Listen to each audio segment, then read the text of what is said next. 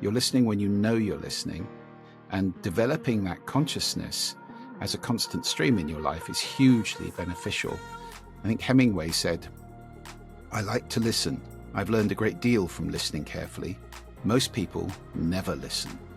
So it's a huge advantage in life to develop this consciousness that you're doing something. It's work, it's a skill, you can practice it, you can master it, and it's worth it. Hey, it's Phil, and in this episode of Partnership Plus, we welcome Julian Treasure. Now, if that name is not familiar to you, well, maybe this will help. Julian has delivered a number of TED Talks, and they have been viewed more than 150 million times. What's the topic? How to be heard. Julian will share with us all of his tips and tricks for how to listen, how to speak to be heard, and how to be understood. This is a fabulous masterclass in how to really reorient the way we listen to understand. So without further ado, let's welcome Julian Treasure. Julian, as I said before, it is such a pleasure to be talking to you today. I'm a huge follower of your work, so thank you for your time today. I'm delighted to be here. Thanks for asking me, Phil. So for people whose interest has just been piqued, but don't know who you are, what is the Julian Treasure backstory? I started out life as a musician. I'm a drummer. Well, I don't know if I could describe myself as still a drummer. I have been a drummer all my life. I haven't played for a while now. And obviously, as a musician in the early 80s, ended up very broke. Not many make it. Made records and had a lot of fun. But I went into sales, actually, after that, eventually in magazine publishing, computer magazines, and worked my way up there to become marketing director of a sizable publishing company, and then left that to launch my own business. So that was the big leap. In 88, I launched a company called the Publishing Department, which then became TPD Publishing. And in 1990, I think, my partnership really began because I recruited somebody, another me, really. We built the company up. And that ended up having offices in London, Munich, and Seattle, employing about 140 people and producing magazines for companies like Microsoft, Apple, Orange, Lexus, and so forth. So it was custom publishing, customer magazines. So I learned a lot about branding in that 15 years, from 88 through to 2003 when I sold that business. But all the way through, I was still a musician. I was listening to the world in the way musicians do, which is kind of a little bit more careful, perhaps, than most people. And I was very conscious the world was not sounding very good. It was noisy, especially the noise being made by companies who weren't thinking at all about the question, how does your brand sound? None. So when I sold TPD, I jumped for the second time and launched a company called The Sound Agency in 2003. And I ran that for 20 years until quite recently when I finally closed it. After 20 years of auditing shopping malls all over the world and designing soundscapes for spaces and sonic logos for companies, I kind of wanted to focus on the epiphany I had halfway through the TED Talks, which we can talk about in a minute, when I realized that companies are making terrible sound for one reason and one reason only, which is that the people in them are not listening. So the conversation to me became less about corporate sound, corporate listening, and more about personal listening. And that was the last TED Talk was about personal speaking. The third one was about personal listening. And that's what I do now. That's what I've done since I've moved out of audio branding and into teaching, as you said, people and organizations, of course, which are large groups of people, about the importance of listening and the importance of speaking. The two things we don't teach at school. They're both skills and we ignore them completely. And yet they profoundly affect our outcomes in life. So that's my passion now. My mission is to generate listening in the world. I can't tell you how much I love that for so many reasons, which we're going to dive into in a second. In one of your TED Talks, How to Speak So That People Can Listen, again, link below, I loved seeing you have an auditorium full of people do your pre-talk routine. And I also love that question, which was, what would the world be like if we were creating sound consciously, consuming sound consciously, and designing all of our environments consciously for sound? I feel as though this has become something increasingly relevant, um, possibly in the last 5 years more than any other time. I have a particular sensitivity to this now, having had family members diagnosed with very recently with being on the autism spectrum and learning more about how the sensitivity of sound is so large for them and so difficult to empathize when that's not you. So now we have a greater understanding of the impact of how noise can play a role for that population of people. When you think about how people are gradually retreating from wanting to listen, is it because there is so much noise, physical noise being generated, or is it because people are just overwhelmed, or is it maybe even a combination of both? Those are two of the factors. Noise, definitely, it's getting louder every year because it's tracking population growth. We're a pretty noisy bunch, human beings, and the more of us there are, the more noise we make. And over half the world now lives in cities, which are noisy places. So, Mm. the average level of noise that a human being is exposed to is really extraordinary now. So that's one factor, definitely, and it tends to make you go numb. You don't pay much attention to sound because most of the sound around you is just unpleasant noise. So you get into the habit Mm. of ignoring it. And yes, overwhelm, FOMO, technology, multiple streams of stuff coming at us, hundreds of emails a day. I don't know how many you get, but I find email very stressful. Yes. It's this kind of constant sense that you should be paying attention to something else, which takes us away Mm. from being here now, as the Buddhists would say. Um, and I think that's a major issue with, the fragmented attention spans that we have now. Scott Peck said you cannot truly listen to another person and do anything else at the same time. But we're always doing something else, aren't we? Or Mm. feeling that we should be doing something else. So I think technology is a really big obstacle to listening now. And of course, you're seeing the results of the lack of listening. I mean, I mentioned that we don't teach it in school in the first place, so it's kind of ignored from birth, really. And Mm. then it gets worse as we grow up and get more distracted. You're seeing the results of that worldwide, as you said. In the last 5 years, we've got deep fakes, we've got post-truth politics, we've got polarization, we've got demonization of huge numbers of people, trolling and internet pylons, and all this sort of stuff. There's no listening there. Politicians go off and have Mm. talks. And as I often say, I wish they'd go off and have listens instead. Yes. I think the world would be a much better place. I'll give you another indication of this. My TED Talk on speaking, which is the one that's now, I think, the 6th most viewed TED Talk of all time, that's got 5 Extraordinary. times as many views as my TED Talk on listening. So I think that says something. We are far keener to be heard than we are to listen, which is unfortunately an uneven equation, isn't it? If everybody's shouting and nobody's listening, that's not very good.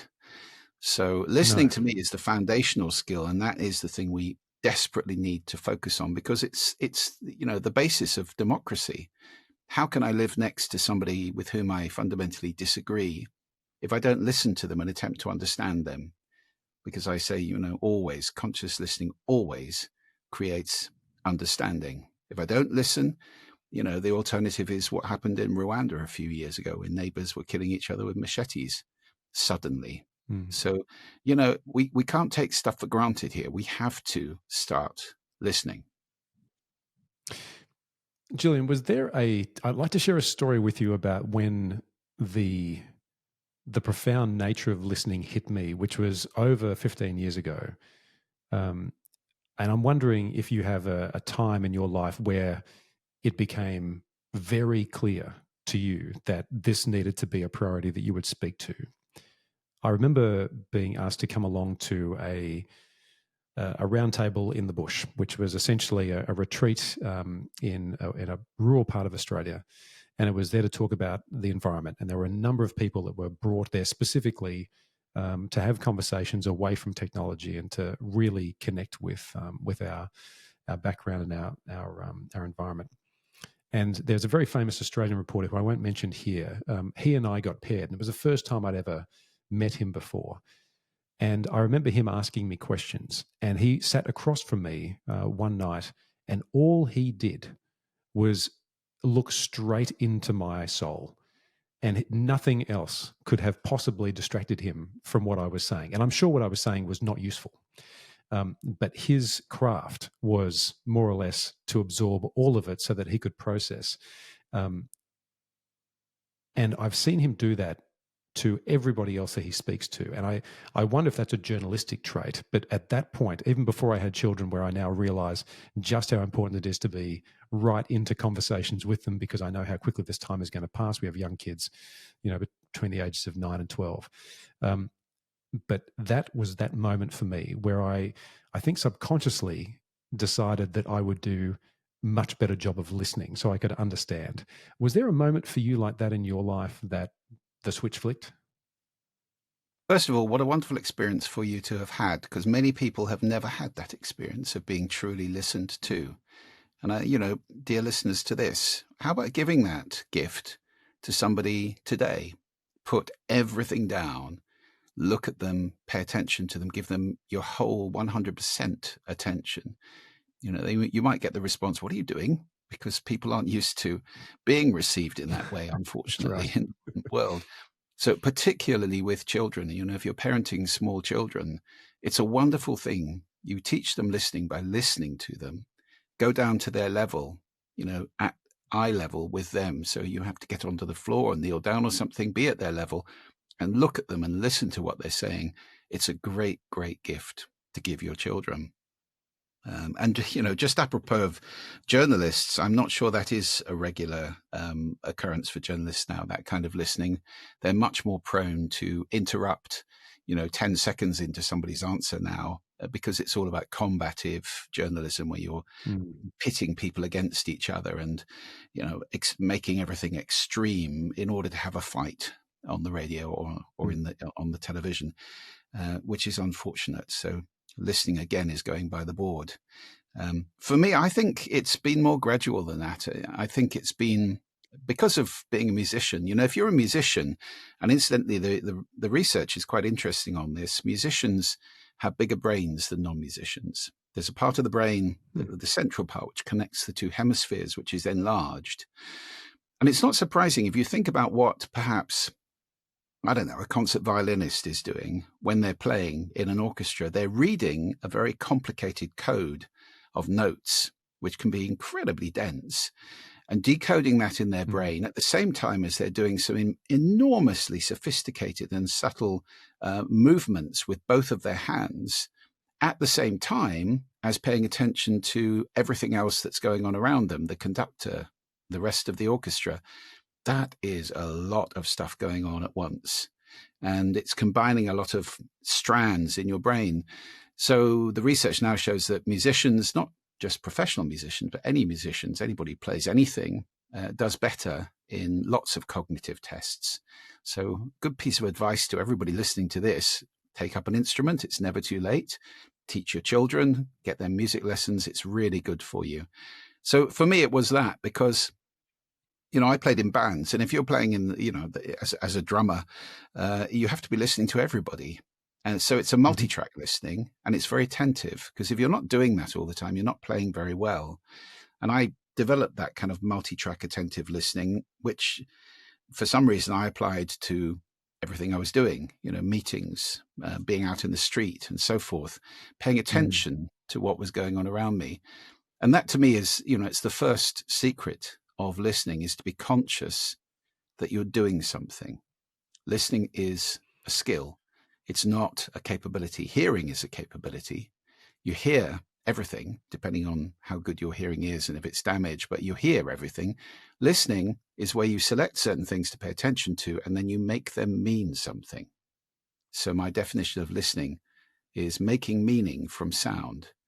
And that's a conscious process. So when we relegate it to, yeah, I'm always listening. No, you're not. You're listening when you know you're listening. And developing that consciousness as a constant stream in your life is hugely beneficial. I think Hemingway said, I like to listen. I've learned a great deal from listening carefully. Most people never listen. So it's a huge advantage in life to develop this consciousness that you're doing something. It's work, it's a skill, you can practice it, you can master it, and it's worth it.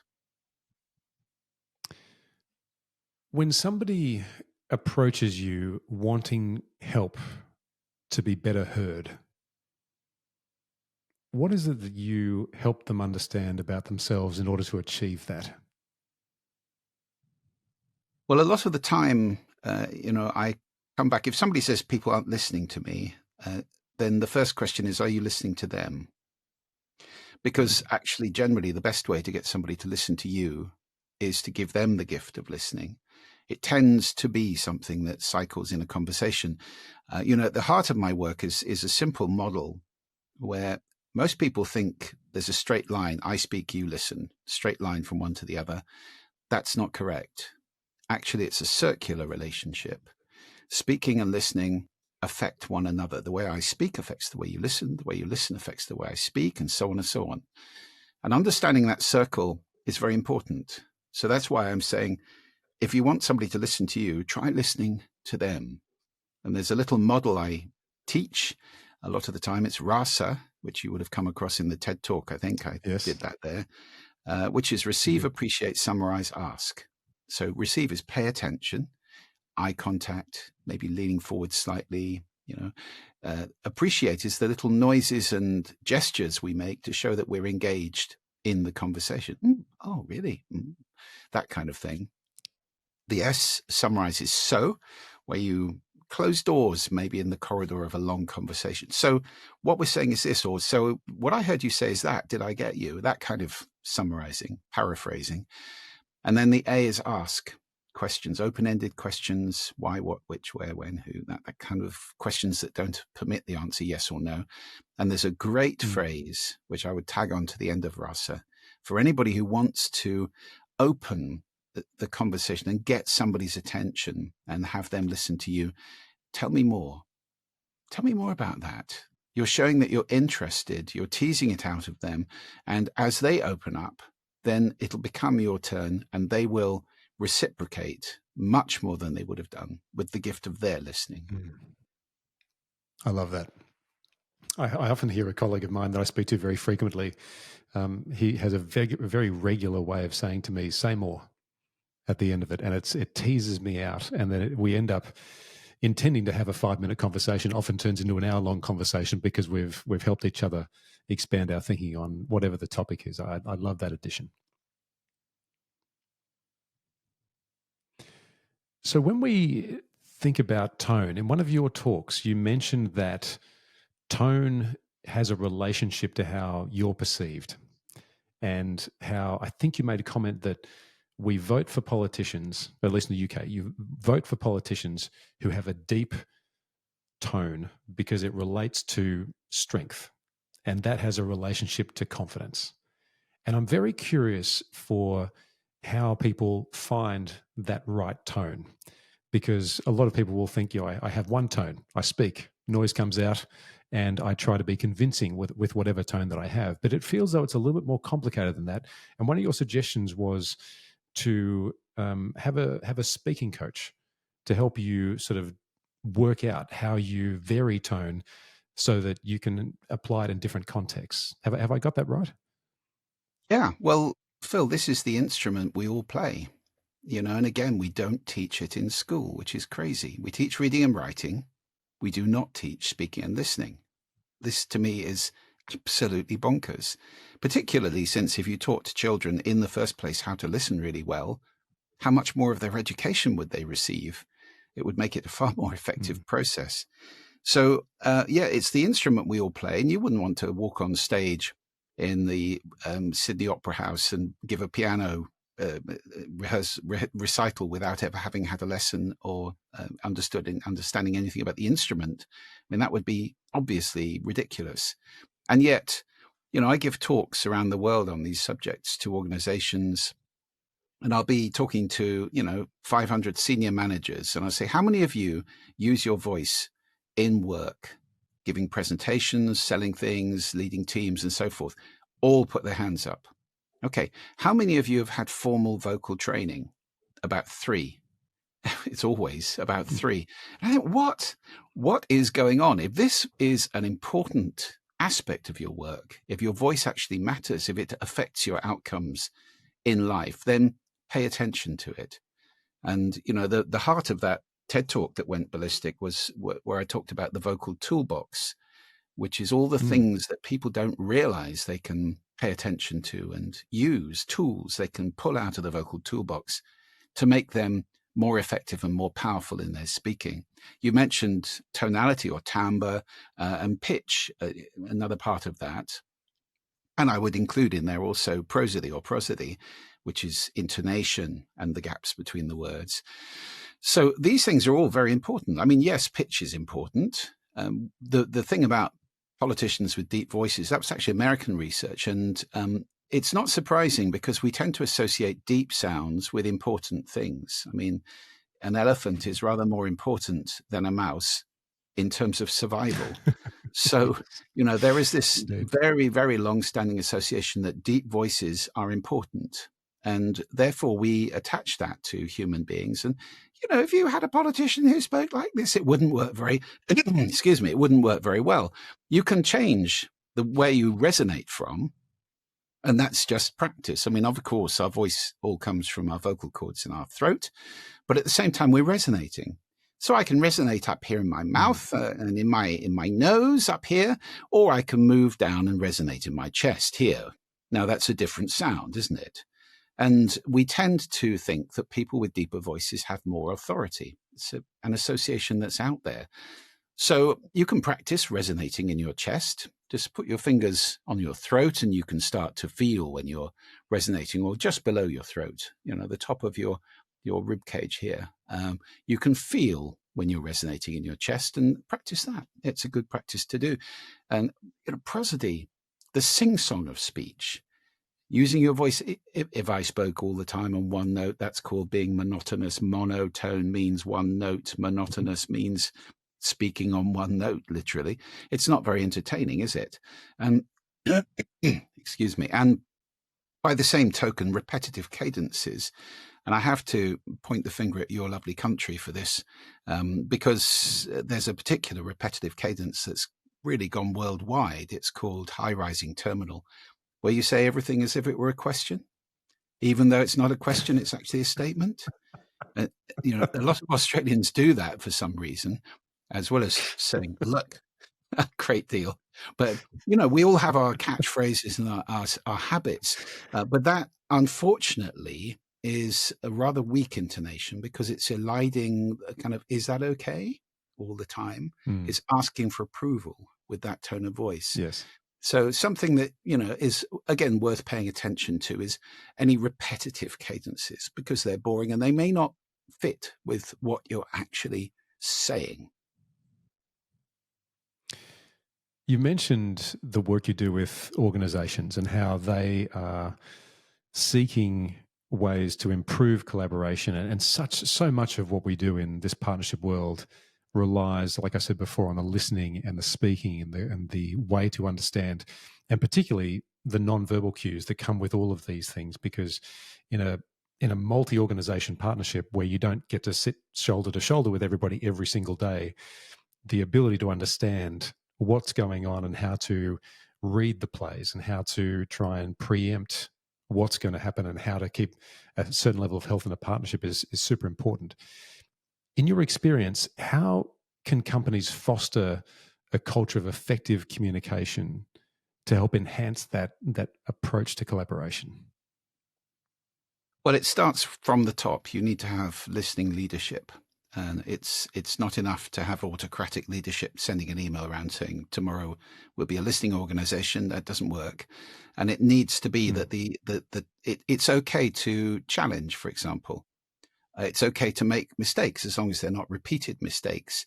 I've been in organizations, I'm sure you have, where, challenge is not okay, where failure is absolutely not okay, and it's met with rage or, dire consequences. And that's a culture of fear. And once you have that in an organization, there is no communication. People hide things. People, make things up.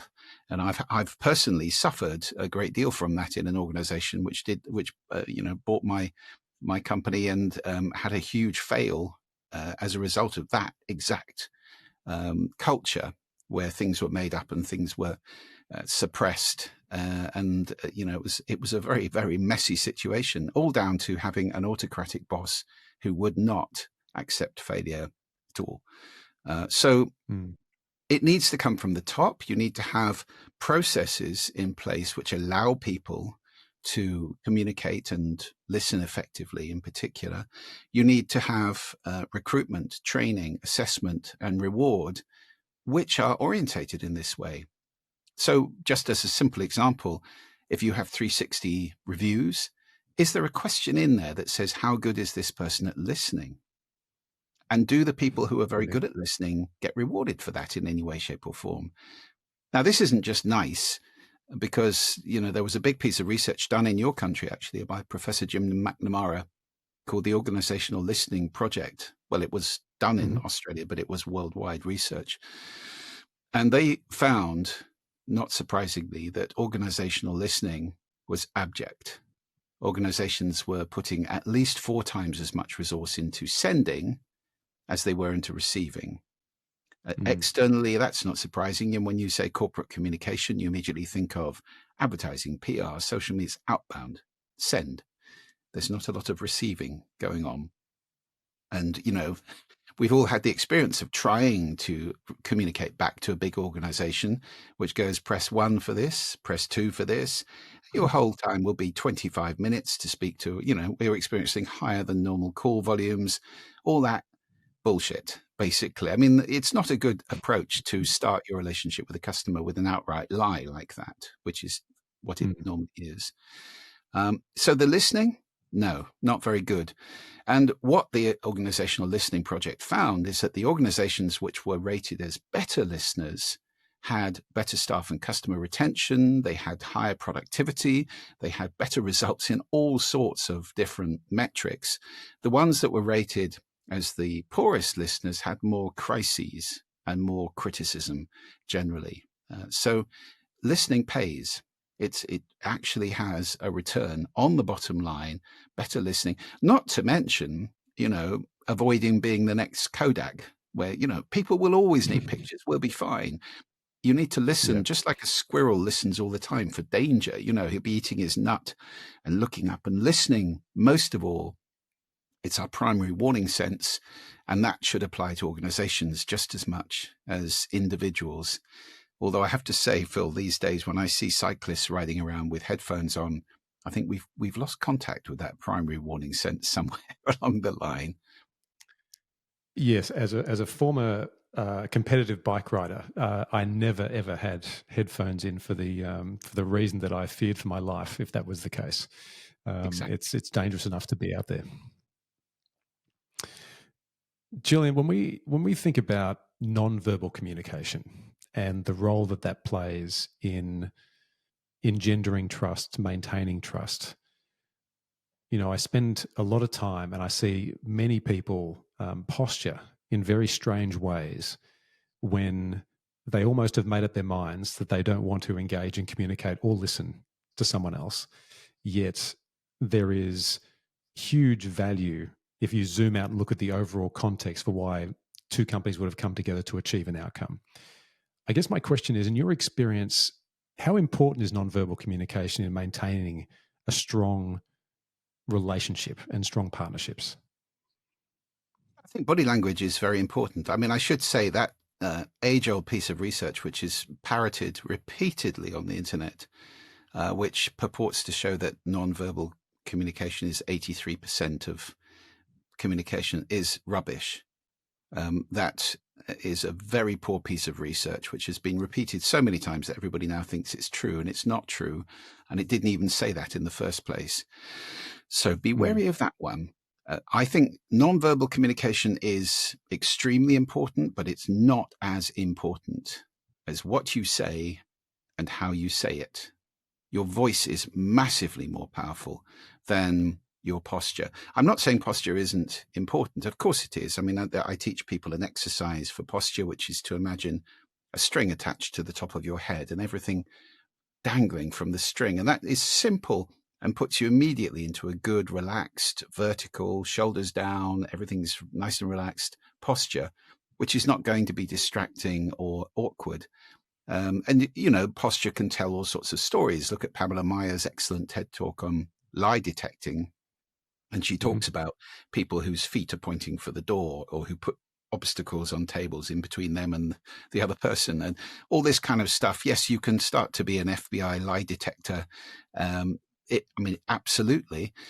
But the voice, nevertheless, is the most important thing. And that's true in video communication as well. You know, we talk about video conferencing, and lots of companies have a huge screen on the wall and one tiny little microphone in the middle of a table for 30 people in a room marble lined and glass walled and so forth, and expect that to work. And of course, if the video goes down, you can carry on perfectly well in sound only. If the sound goes down, what are you going to do? Use sign language, hold up bits of paper? I mean, it's actually audio conferencing with optional video. It's nice to see people, and you can then get the body language, but so much more of it comes from the voice and the way we use the voice. So to me, speaking and listening are the foundational, enormously primeval and vital skills of communication that we have, for some reason, sidelined since we invented writing. Only 5,000 years ago, we invented writing. And for some reason, the way we've communicated for hundreds of thousands of years before that has been just set aside. I want to reclaim it. Can we revisit your RASA framework for a minute and put ourselves in a circumstance where there is a relatively young leader? Let's say that they're early 30s and they have a very important new role where they don't have a huge amount of leadership experience, enough for them to have achieved the role they've got. And they need to communicate something very important to a large group of people, let's say 400 or 500 people. It is in person, so there's not the technical layer that we've just talked about in terms of video conferencing. If you were to coach that person on how to prepare for that in order to create an excellent delivery, but also to give them a sense of, or some tools to help them understand in themselves whether their delivery was well received, can we just go through what that might look like? Because there are many leaders that listen to this show that I receive emails from and who I coach who do feel very underprepared in the aspect of not just speaking, but delivering and then allowing people to come towards them as part of that message so they can build trust with leaders who might be, you know, a number of layers removed from who they are. Absolutely. A bit like coaching somebody to give a TED talk, which I've done also in the past. Let's separate the two things, content and delivery. First of all, content. And actually, before we even get to that, there's a very important question. What I teach about listening is that every human being's listening is unique because we listen through a set of filters.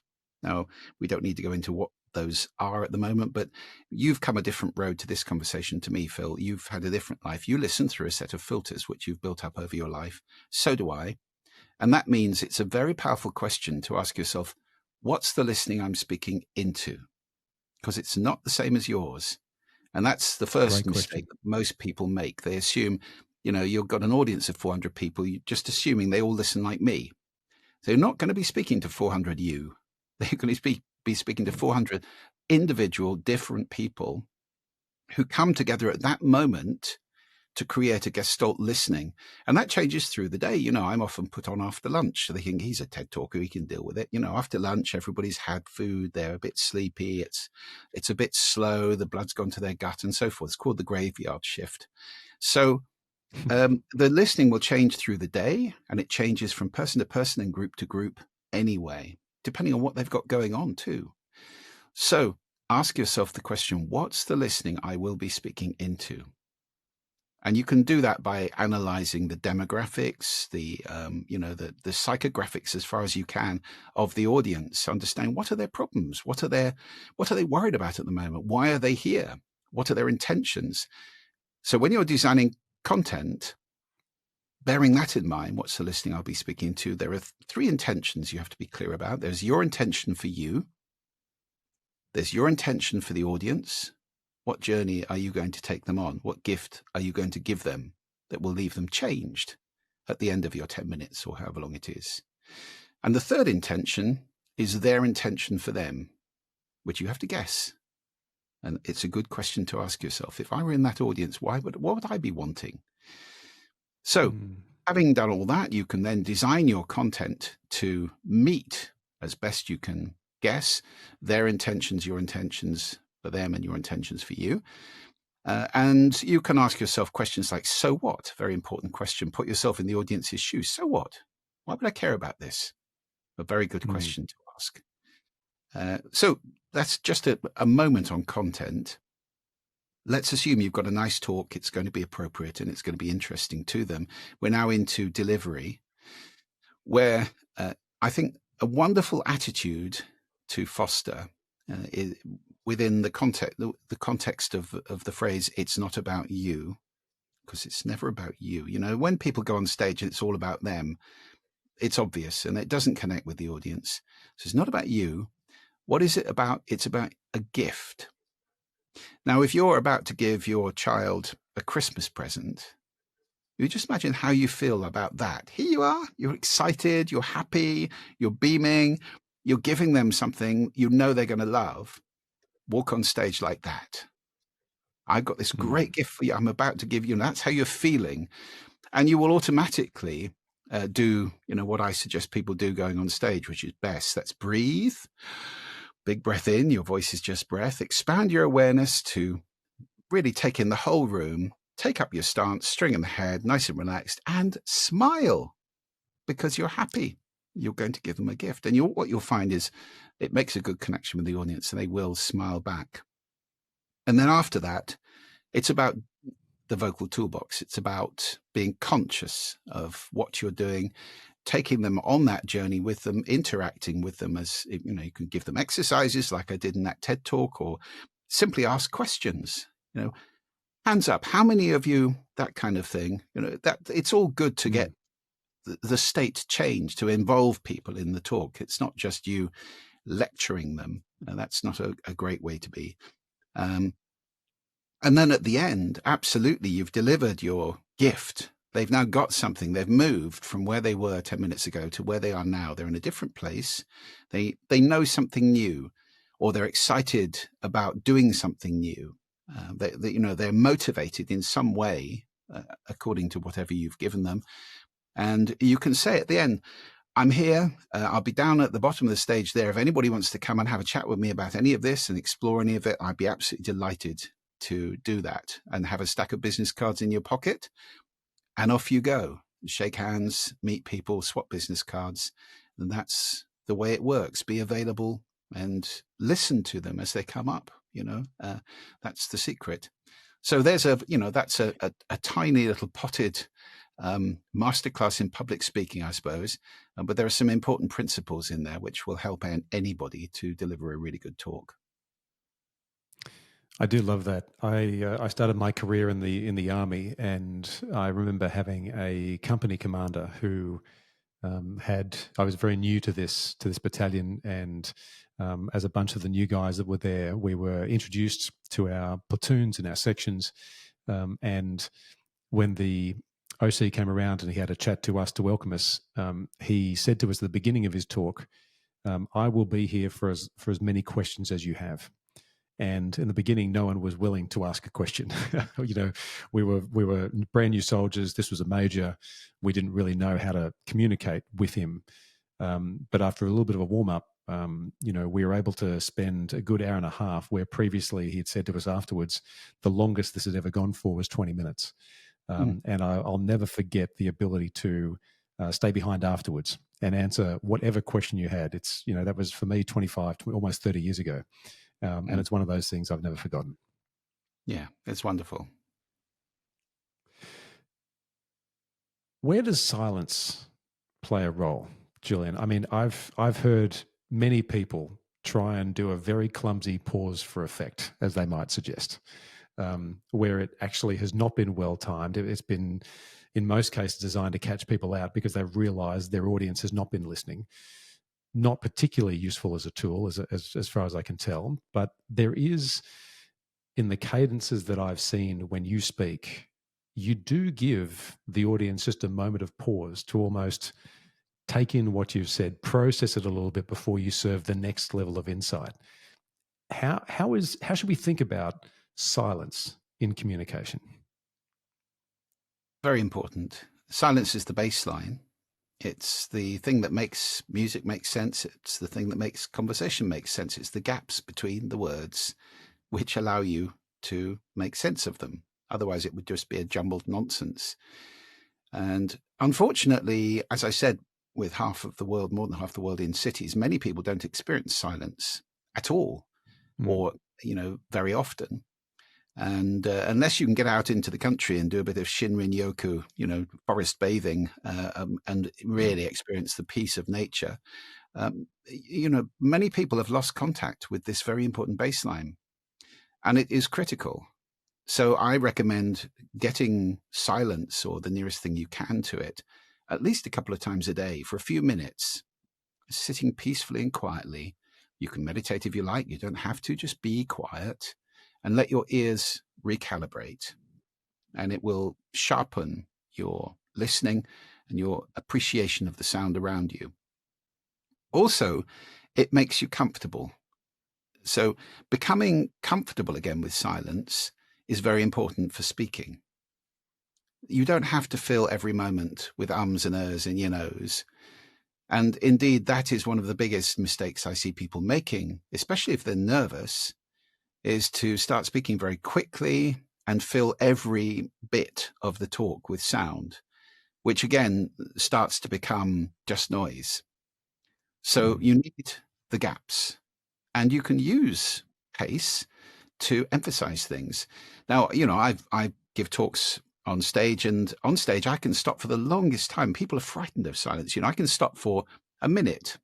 That's a long time to stop and just stand there. Now, as long as I don't look distressed, the audience are perfectly comfortable with it. They'll be going, "Oh, that's nice, he stopped. What shall I have for lunch?" It's fine. It's not a problem.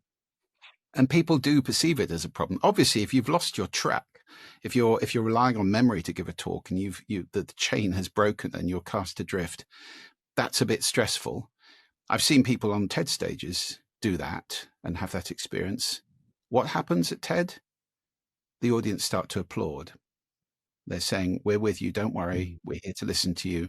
It's okay." And the person then, they're looking all red and sweating and flustered and breathing heavily, and they can go off stage and get notes and come back and resume. And it's fine by the way, that is people's biggest fear about public speaking. And I mean, I don't rely on memory. I use slides. I know I can see presenter view on my screen. I know what I'm going to be talking about next. I don't read. I don't think writing is as good as speaking. So I am extemporizing all the time, but I know what's coming next. So I don't have that fear. And even if you did, if you're calm and confident, you say, "Ladies and gentlemen, I am so sorry. I've completely forgotten what I was going to say next. Would you give me a minute? I'm just going to go and check my notes." People will be absolutely fine with that. It's not a problem. They'll be thinking, "Oh, that was brave. Wish I could do that." So silence needs to be your friend so that you don't feel uncomfortable with gaps, with stopping. I do like leaving gaps. So I think obviously if it's clunky or irrelevant or inappropriate or just done for effect, that's, doesn't mean much. But if you say something incredibly important and you want people to receive it and get it, you can then stop. As you say, let them absorb it for a few seconds. And it makes all the difference in the world. I love silence. I remember being coached to deliver a TED Talk about 4 years ago. And my coach at the time said exactly that. When we arrived to the venue, there was not the ability to see your slides in front of you. All we had was a countdown timer, and the slides were obviously behind us. And I'd memorized the talk. And I remember getting to about the 12-minute mark where I posed a rhetoric question. And at that moment, I'd asked the audience to close their eyes and to imagine a future where, and this had to do with women's health.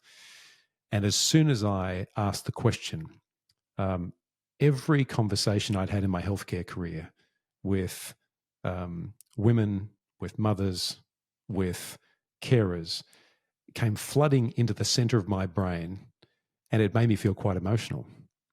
And the chain broke. And fortunately, the audience still had their eyes closed.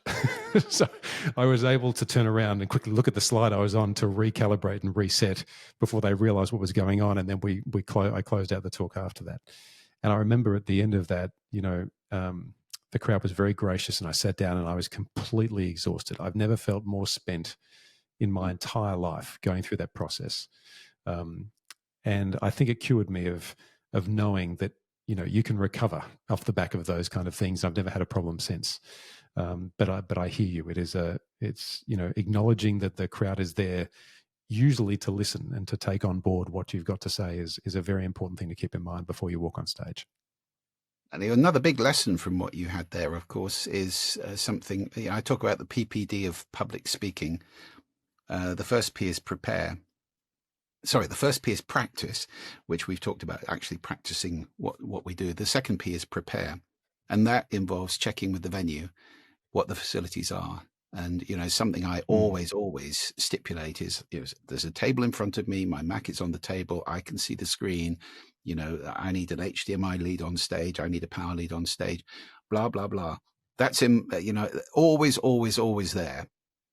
It doesn't always work. People try and do clever things like, oh no, we'll have your presentation at the back, it'll be fine.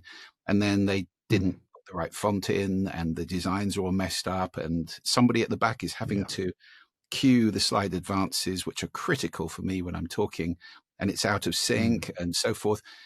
Well, you just have to deal with those things. But checking the venue's capable. What do you mean you don't have a projector? My whole thing is I show videos. You don't want to be stuck in that one. Having said that, again, you also need a fallback. You need plan B. And, I've seen plan B wonderfully at TED a few times. Once in Oxford at TED Global, the very first TED Global, they had so much equipment in the old Oxford Playhouse, which was a geriatric building. They blew the whole electricity supply. And it took about half an hour to boot everything back up. They had so many computers that had to be booted in a certain order and so forth. Well, there happened to be an opera singer in the audience who went up on stage and gave us a recital. Well, what a great opportunity for her to be a hero in TED. And just in the same way, I remember at TED in Monterey, the BBC were doing a thing live on stage, and the feed went, and they were all fumbling about. And a guy next to me, but one, stood up and started shouting. I thought, will you be quiet? You very noisy person. Oh, it's Robin Williams. He went down onto stage and gave us a 20-minute, absolutely hysterically funny stand-up, off the cuff show. So, being able to do something if the power goes down, if the slides don't work, if the sound system's gone, think about these things and have a fallback, and then you can be a hero too. I love all of that. When we think about the power of storytelling and how important that is to bringing people's imagination on a journey where the outcome might not be as clear as we would like to have it, I often correlate a very successful partnership with very strong story-based narrative. And I'm not trying to suggest for a second that this is a hand-waving exercise where just believe in the story and all will be fine. Obviously, there's a lot of depth that comes to this, but there is something quite profound in the way that an orator is able to communicate a story repeatedly and where it never gets old. When somebody comes to you for advice, coaching advice, like what we talked about for much of this episode, and they ask you about what is the best way to craft a story, obviously there's a beginning, a middle, and an end. But when you think about that and the way you help them sort of think through the design of a story and the way that listening plays a role and speaking plays a role, what is your counsel to them, knowing that they may need to tell that story for years and years and years in order for progress to be achieved?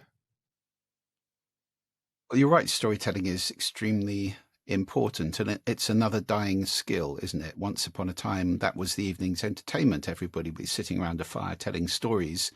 Now, we don't do that anymore because we've got people spending hundreds of millions of dollars on creating stories that we all sit and just absorb passively. So we've become an audience rather than active storytellers. Which is sad. Up here in Orkney, there are people still doing it. We have a storytelling festival, and Scotland's quite good for that generally.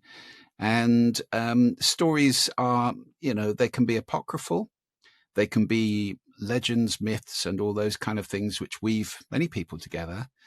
Or it could be the story of the founding of an organization which weaves an organization together. And I remember years ago doing some work with Honda, and the story of him and how he started the organization and the original things that he invented and so forth was woven through every part of that organization. They were all completely aware of the heritage, and it kind of informed the way they behaved in the here and now as well. I think podcasting is a great boon because it allows us to revisit storytelling, and audio, the comeback of audio in that way, I think is really important.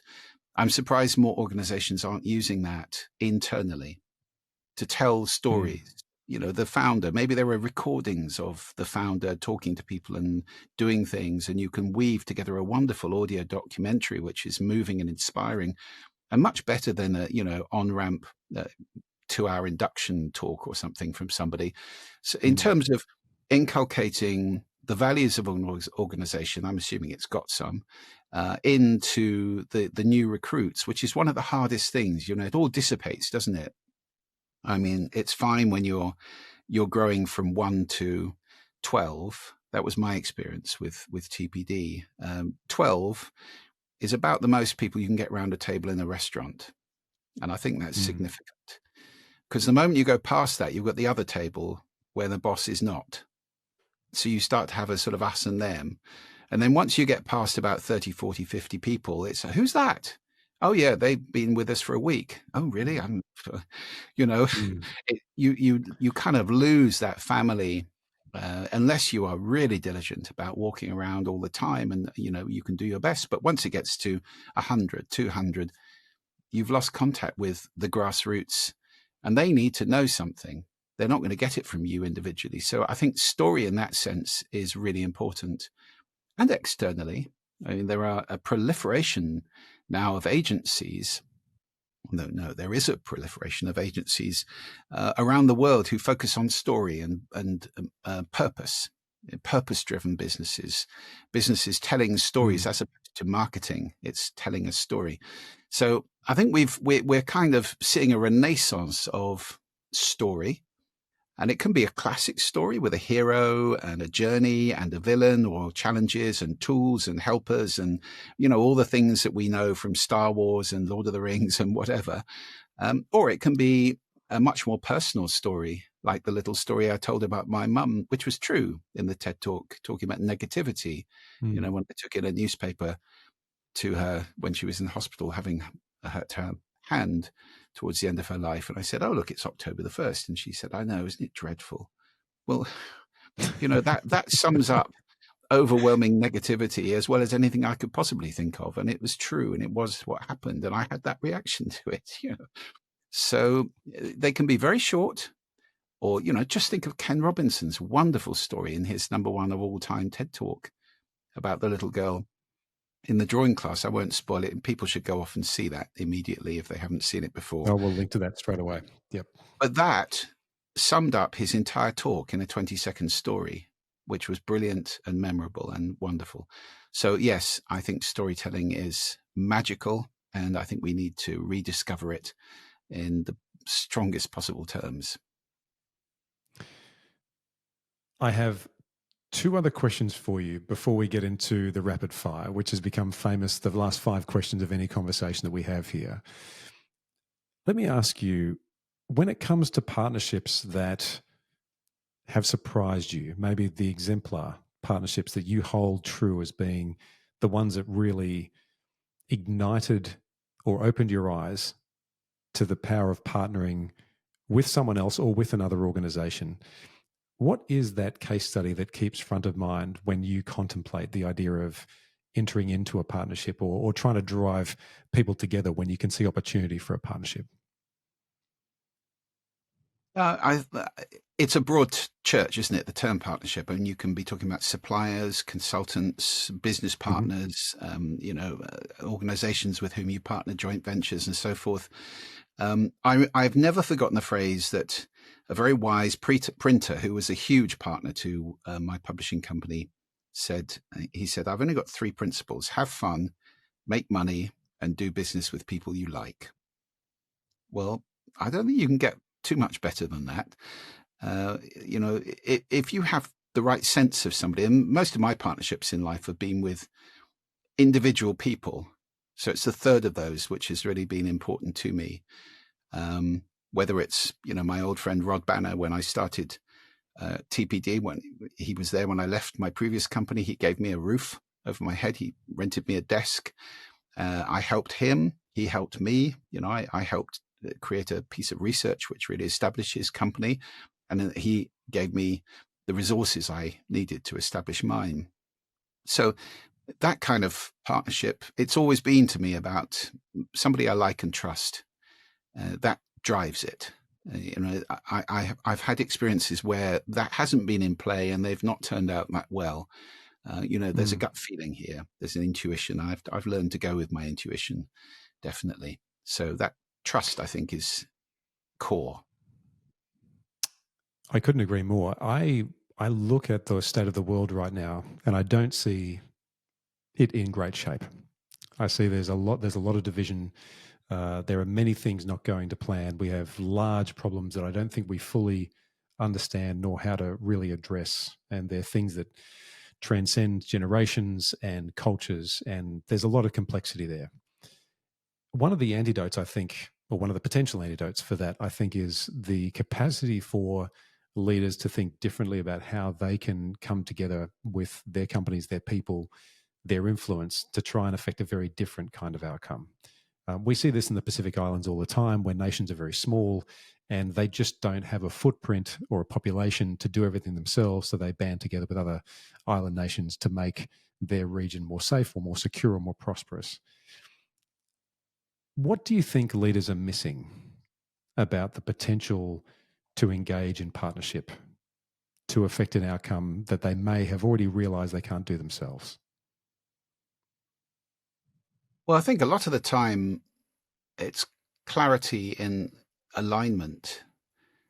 We're seeing that in Europe at the moment, with the threat of Russia and with the economic difficulties with the refugees from all over the world who are going to be coming in increasing numbers as climate change renders large swathes of the Middle East uninhabitable.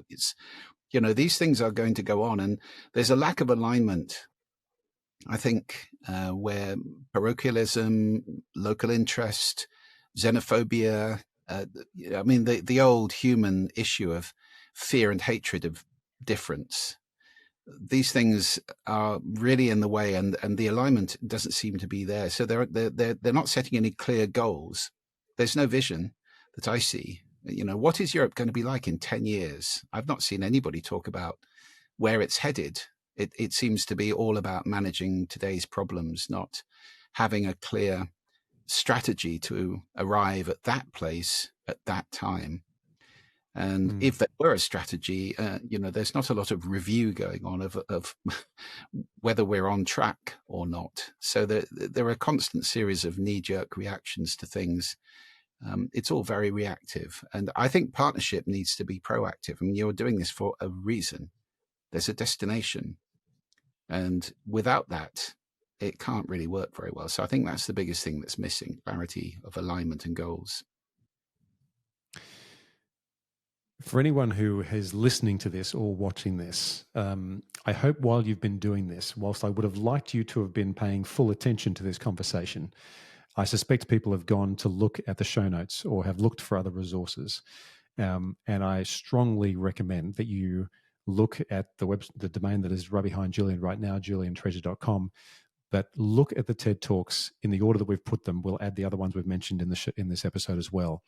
They are something else. And this has just been, for me, Julian, a complete masterclass in how to think about the way we communicate and the way we listen, the way we seek to understand. So I just can't thank you enough for the time that you've spent with me today. Oh, thank you, I would love to take you through. Oh, thank you. I would love to take you through the rapid fire 5 questions. You okay if we hit those now? Sure thing. All right. Here's the first question. Complete this sentence. Partnership is? I think partnership is commitment. Personal partnership, business partnership, whatever it is. If you're not committed, forget it. Question 2. What content are you loving at the moment? Well, as a musician, music has to be in there. And I am adoring Stephen Wilson's new album, The Harmony Codex, which is one of the most extraordinary albums that I've ever heard, particularly for anybody who's got a 5.1 surround sound system. Get the DVD, mind-blowing.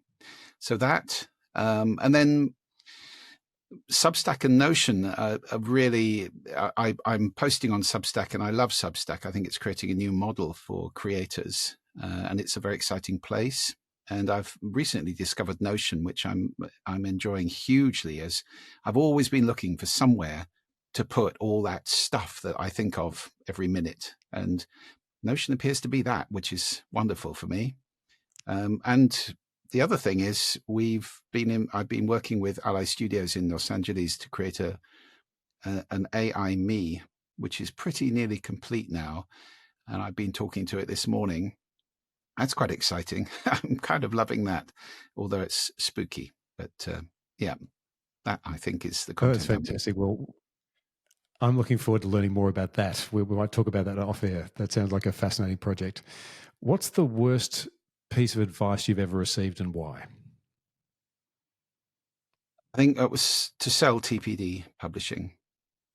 It would have been, in retrospect, and now I don't do regret or resentment. They're not helpful emotions, and I really don't indulge in them. But I try and learn. It would have been far better in retrospect to not to have sold that business and to have launched the sound agency out of it. Because the sound agency was all about brands connecting through sound, and the TPD publishing, or just communication as it eventually became, that was all about brands communicating with written words and pictures. So it was just a different medium, really. And I think I created a wonderful company. And there are still people who have reunions for that business. You know, we had shiatsu coming in every week. We had wonderful, the whole thing was a passion place. And once it got sold into a big agency group, it was a bit like the Borg. It got assimilated and it doesn't exist anymore at all. Within 2 years, it didn't exist. It got moved into another office, and then the people just, got watered down, and eventually there was no brand anymore. So I regret that. And no, I don't regret it. I've learned from it. Just said I don't do regret. So yeah, that was a bad piece of advice, was to sell at that time. When you see a potential for a new partnership, what's the first thing you do to turn that potential into action? Listen. That'd be it. Listen to them. Understand. I love That intuition I going. love that answer. And I could have predicted you would say that. I'm so glad you did. Final question. And I should say that every time I ask this question, I get asked back, can I have more than one? So take 3 or 4, as many as you need. What's the one thing you're deeply grateful for right now? Well, I would say 3 then, if I may. My family, my wonderful partner Jane, and our 2 gorgeous daughters, Holly and Sapphire, and my older children, Ben and Alice, my family. And living here in Orkney would be number 2. It's the most beautiful place you can imagine, and it's remote and it's quiet and it's wonderful. And number 3 is music. I don't think I could live without music. You know, that ridiculous description of it as audio, what was it, audio candy floss or something, by Steven Pinker. I so disagree with that. There isn't a human society on this planet that doesn't have music. It springs up independently everywhere. And it has the most dramatic effect on my soul, my happiness, my spirituality. So, yeah, I am deeply grateful for music. Julian, I am deeply grateful for your time today. I know we've just gone over the time that we had for this conversation, but it has been one of my all-time favorites. And I just want to say thank you for the time. We will link to all of the details in the show notes. And if you would like to engage directly with Julian, I know that he welcomes that. It is plastered all over his website to engage with him if you would like to. And I highly recommend it. It has been a tremendous conversation. So thank you very, very much. Thank you, Phil. It's been a great pleasure for me too.